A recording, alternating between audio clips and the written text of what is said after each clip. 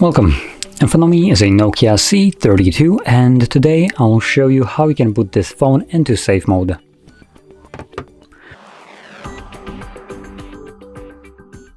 So to get started, we're gonna pull down our notifications and you want to swipe down once again to extend the list of toggles. This will show us a little power button right here, and all you want to do is hold power off. When you hold it, it will bring up this window, reboot to safe mode. So I'm gonna confirm by tapping on the OK button. This will initiate a reboot, and once the device boots back up, it will be in safe mode. Now that being said, safe mode is primarily used for troubleshooting your device if you have some kind of problems with it.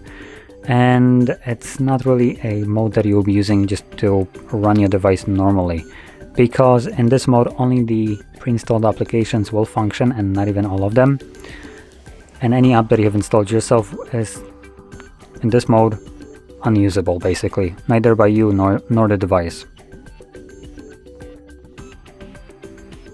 And as you can see, now that we are back in, we have a little watermark right here to let us know that we are in safe mode.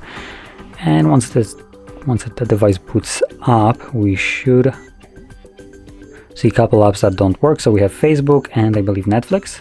Yep, Netflix. These two applications don't work. As you can see, they are now monochrome, so that's how we can differentiate them. And on the second page, we have almost an entire page of apps that won't work. And widgets also will never work, or won't never load, more like. Now anyway, once you're done with this mode and you want to go back to the normal one, all you need to do is just find your boot options once again. So click right over here, and this time around you want to select restart. Once you press on it, the device will reboot, and when it boots back up, it automatically goes to normal mode. So with that being said, if you found this very helpful, don't forget to hit like, subscribe, and thanks for watching.